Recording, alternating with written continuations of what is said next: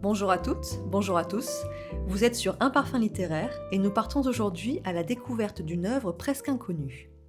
Redalga, paru en 1928 de l'écrivaine Lucie de la Rue Mardru. Ce podcast est le premier d'une série qui sera consacrée à la figure de l'artiste dans la littérature française. Comédiennes et comédiens, peintresses et peintres, musiciennes et musiciens, ces êtres créateurs jalonnent le monde des lettres.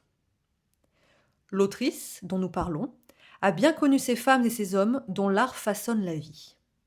À commencer par elle. Au-delà de ses nombreux et variés ouvrages écrits, elle dessine, peint, sculpte, compose, chante, elle a posé pour de nombreux artistes et est-elle l'une des écrivaines les plus en vue de la Belle Époque. La poésie avait ses faveurs, et ce ne sont pas moins de 11 recueils qu'elle publia de son vivant. À ces derniers s'ajouteront des pièces de théâtre, des essais, ses mémoires, ainsi qu'un nombre impressionnant de nouvelles et de romans. Parmi eux, Redalga. Dans ce texte, ce sont la sculpture et la poésie qui se rencontrent. Joe Darling est un plasticien hors pair, un génie de l'argile, capable de merveilles qui fascinent ses amis qui, tous, évoluent dans le flamboyant Paris de 1927. Il y a Levesque, peintre français, Rodrigo, poète brésilien, ou encore Alvaro, musicien portugais et riche mécène, voyageur infatigable dont le rôle s'avéra déterminant. Un soir, tous se retrouvent dans un bar où retentit du jazz et ils découvrent, quelque peu éméchés, la seconde protagoniste de l'histoire, Mary Beckwith, poétesse anglaise dont ils ignorent tout.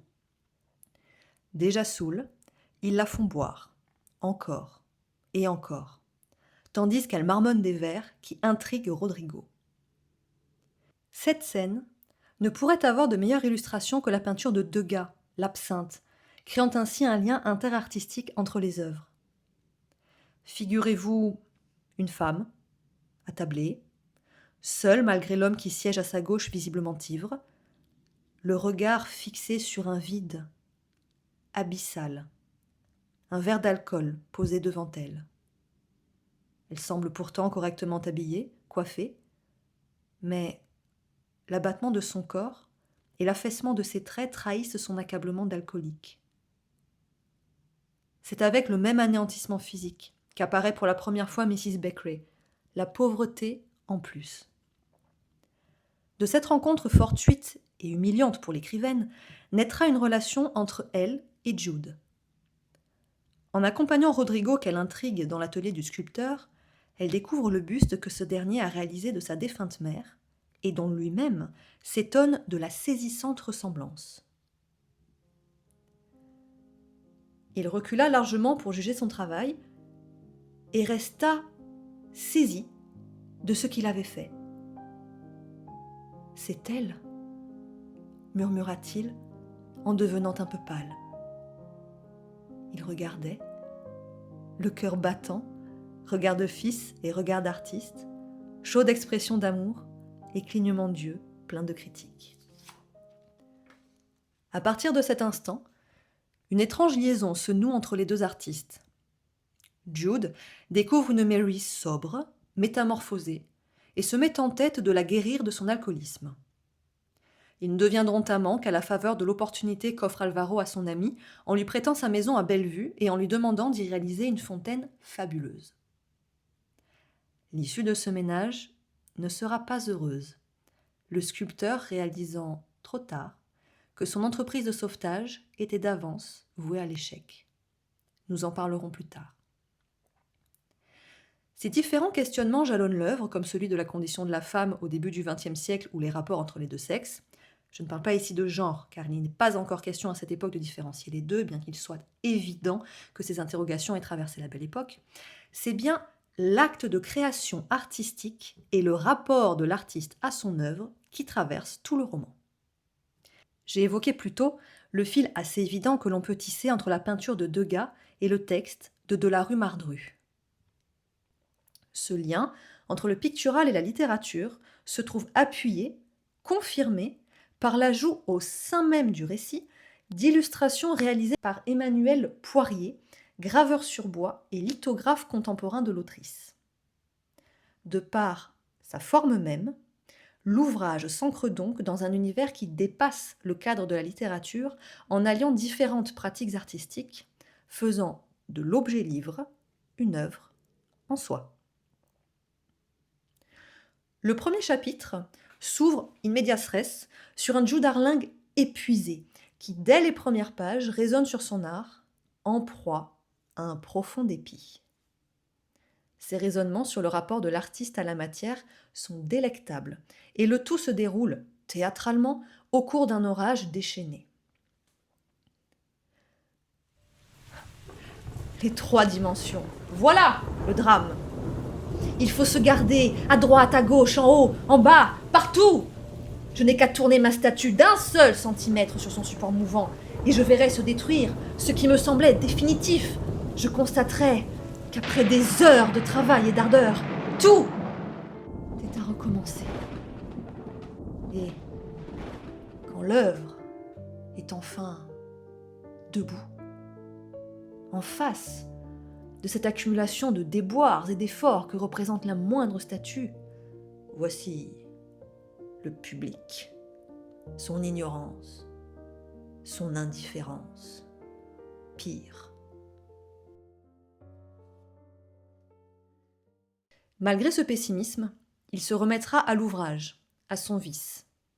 Cette passion qui vibre en lui constitue toute sa raison d'être. Cette exaltation créatrice est parfaitement donnée à voir au chapitre 5.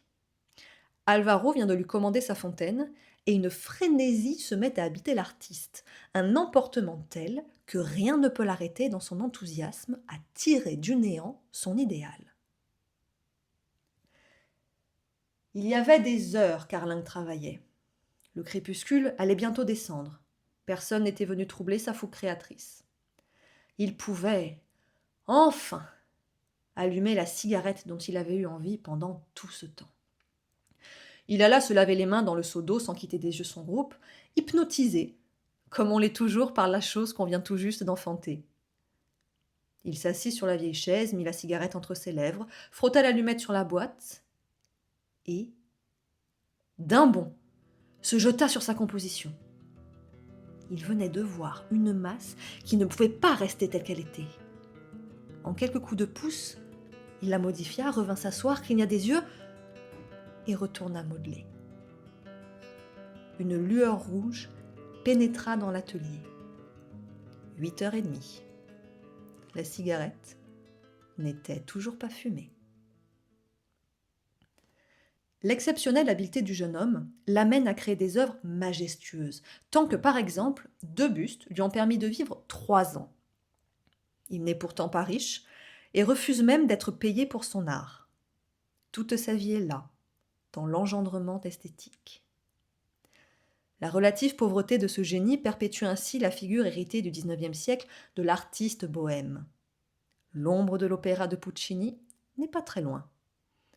Elle se rapproche d'autant plus que la poétesse Mary Beckwith est d'abord présentée comme une pauvresse, mal fagotée, vivant dans un hôtel misérable.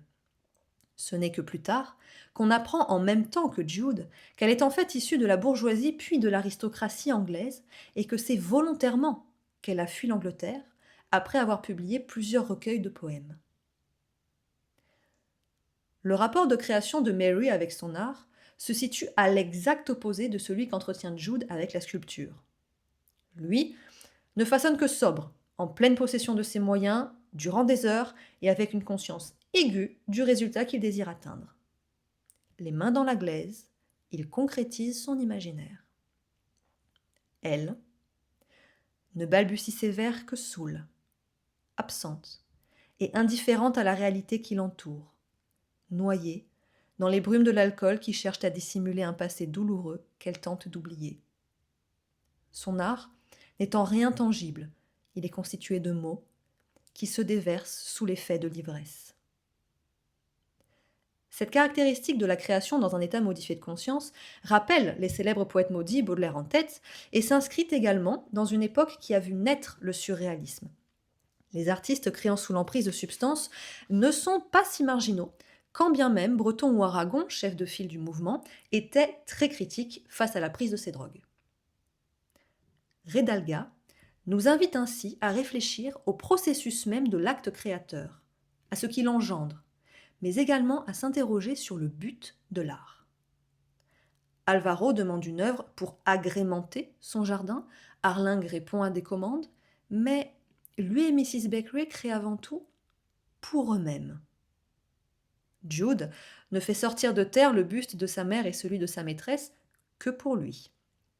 Mary ne murmure ses vers que pour elle. Elle refuse d'ailleurs longuement d'en prononcer un seul face à son amant, et Lucie de la rue Mardru pousse le mystère jusqu'à priver le lecteur de la poésie de son personnage, puisqu'il n'en aura que des bribes aux chapitres 8 et 17. Rodrigo expose ainsi dans une lettre décisive pour l'histoire les thématiques qui traversent les recueils de l'anglaise, et Alvaro explique à Jude ce que contient un poème qu'il a lu, mais qu'il retranscrit en prose, reconnaissant que ça ne donne rien du tout répété comme ça.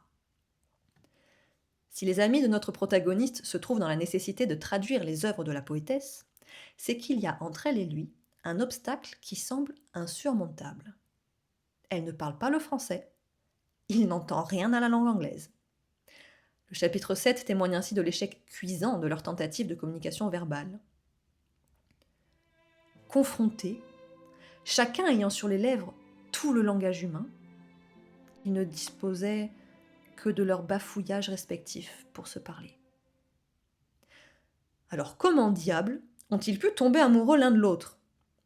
De la rue Mardru, face à cette apparente difficulté, apporte une solution qui place à nouveau l'art au cœur de son roman.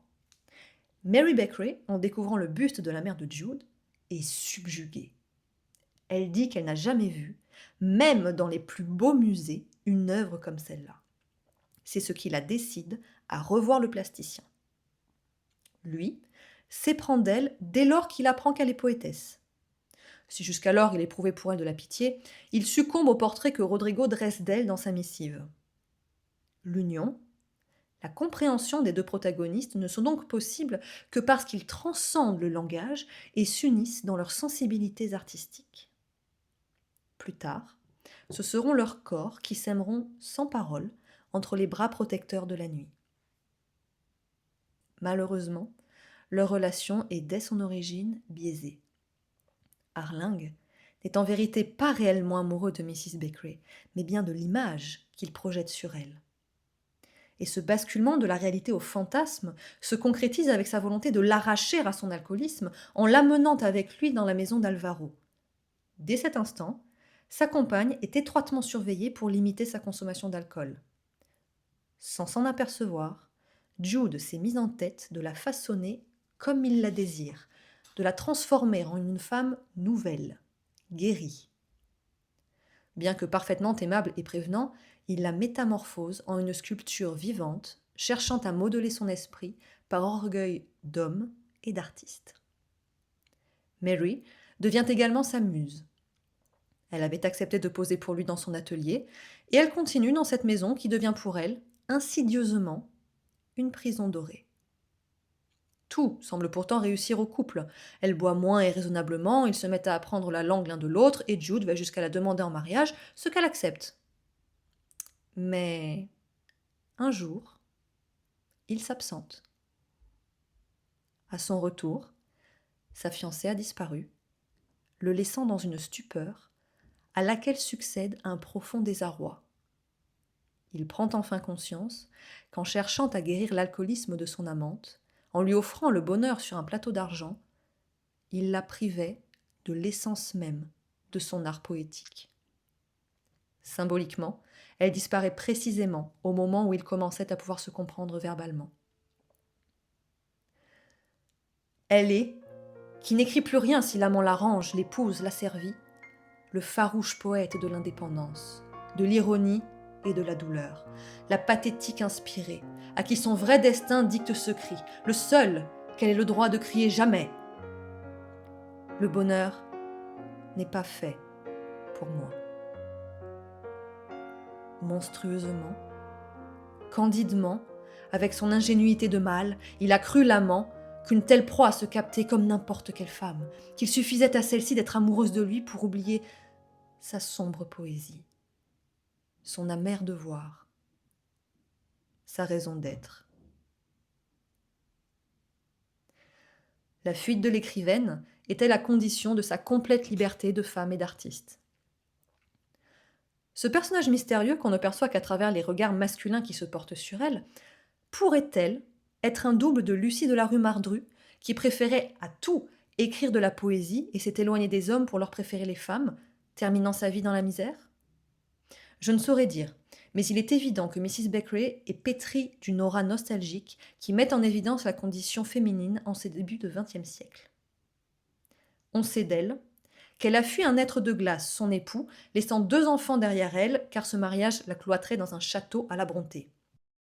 Elle était pourtant aristocrate, mais a préféré à cette vie matériellement confortable la misère et le spleen de la bohème londonienne puis parisienne qui servait son art. Cet ancien mari ne supportait pas la fougue de sa femme. Les 2 amants ont privé la poétesse de son expression artistique, chacun à sa manière, mais tous 2 en se transformant en geôliers. Rappelons qu'à la Belle Époque, à Paris, nombreuses sont les écrivaines et les poétesses qui, à la surprise générale des hommes, publièrent force recueils poétiques.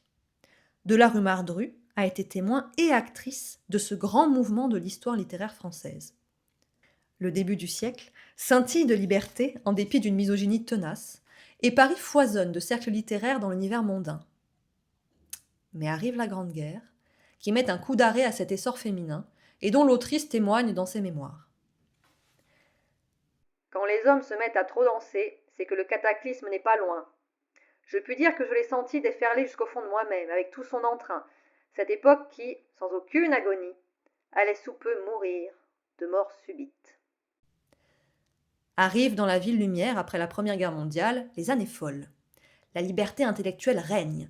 Néanmoins, les femmes doivent batailler pour s'émanciper dans une société qui a du mal à leur accorder la liberté. C'est peut-être en partie ce que représente le personnage de Mary Beckeray, qu'il a choisi. Et qu'il a choisi au-delà de tout.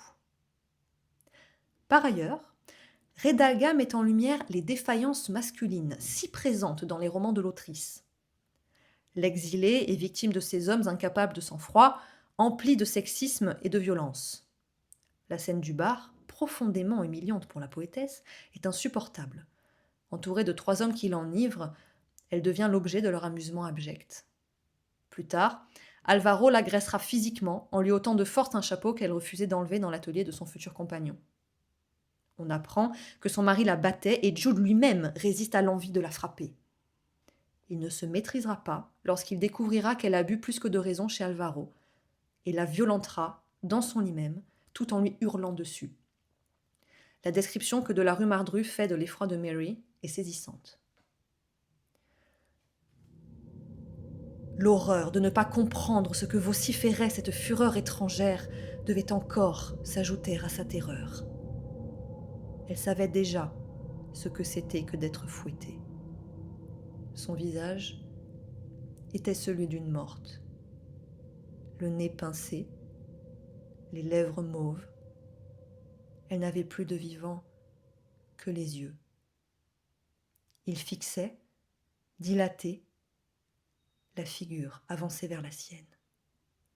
C'était toute l'épouvante féminine devant la force écumante du mal, le regard immense de Desdémone.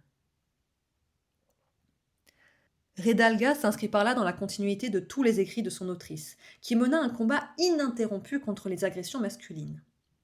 N'osait néanmoins pas affirmer qu'elle était féministe, quand bien même elle revendiquait entre autres le droit à ne pas être mère dans une société qui se devait de repeupler la France. Elle se décrivait comme antiféministe et l'écrit noir sur blanc dans ses mémoires. Elle s'oppose au droit de vote des femmes, désapprouve leur présence dans le gouvernement de Léon Blum, bref, il y a là une distorsion, un gouffre entre ses convictions et l'émancipation de ces personnages romanesques. Mrs. Beckeray, tout amoureuse qu'elle soit, chemine effectivement vers cette émancipation qu'elle paiera chèrement, mais avec tout son libre arbitre.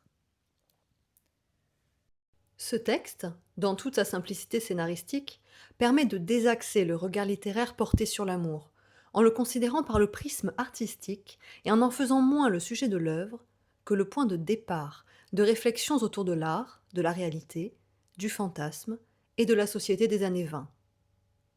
Car après tout, n'est-ce pas l'une des beautés de la littérature que de nous donner matière à penser au monde qui nous entoure ?